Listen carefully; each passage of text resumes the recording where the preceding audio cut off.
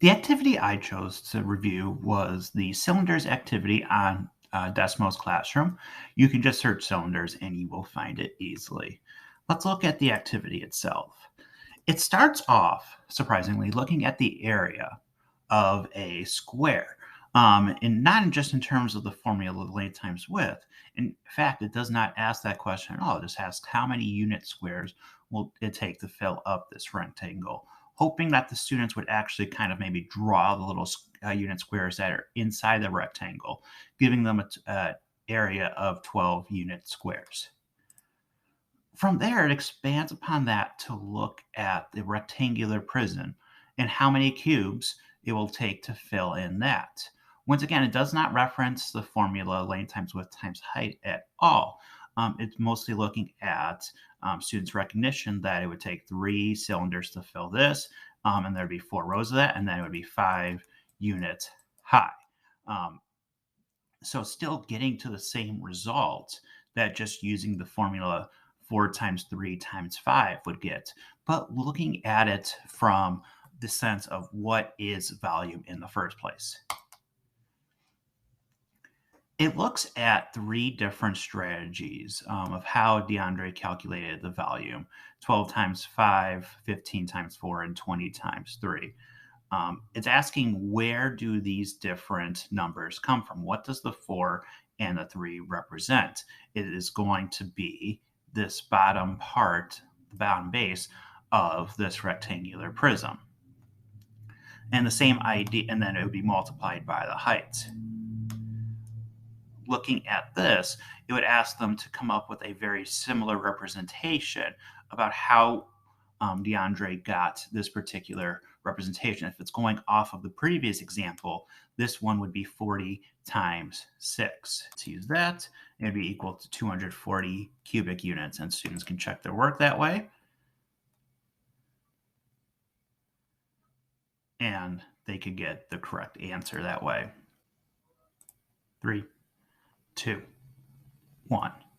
So at no point in the previous 4 slides did it say that students were going to find the area of the base and multiply it by the height, until you get to this particular part in slide 5, when asking which particular objects that same formula would work for. And then the answers would be A, which is already given, C, E, and F, since they have 2 congruent faces on the opposite ends of one another. In fact, you can get good conversations on why B and D would not work. In particular for D, like if students were like, well, they're similar to A, you can look at which one of the faces that would you use in this particular instance. All right, from there, it's going to move on to cylinder, and it's going to ask the students, like, what information would you need to calculate the volume of the cylinder?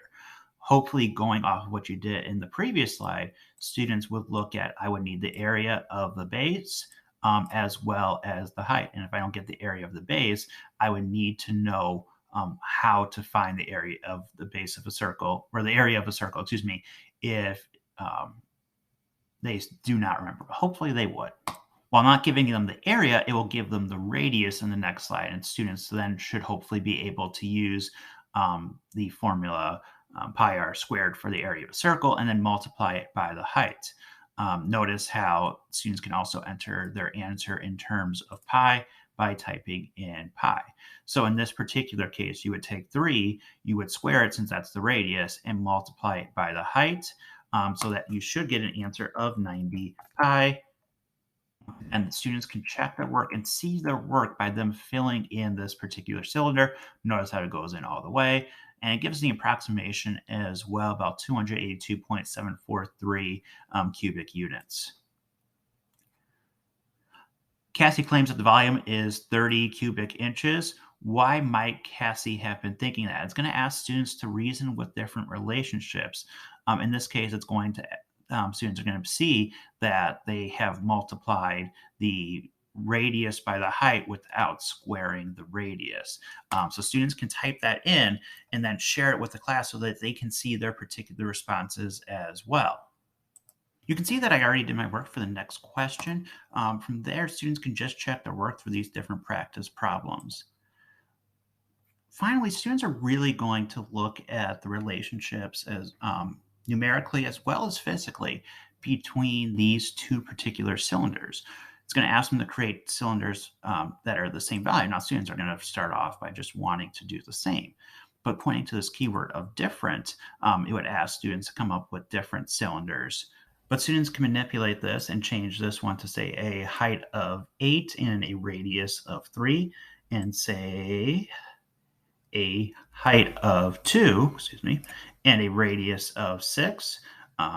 3 squared is 9. 9 times 8 is 72 pi. 6 squared, excuse me, is 36. Times 2 is 72. So I can type in an answer of 72 pi, and notice how these come up with the same answer. And once again, students can just check their work and try to come up with different shapes if they have completed that task.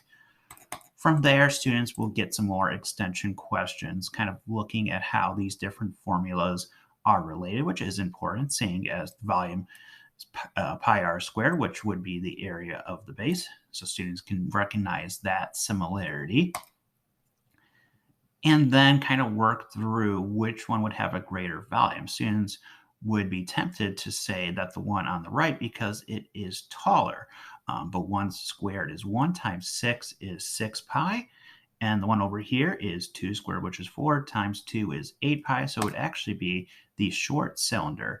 And students can explain their reasoning and once again submit it so that the teacher can see it, and then it would be shared with the class as well. So I thought this was absolutely fascinating because it looked at the different geometry habits of mind, just to kind of see and explore the volume of a cylinder.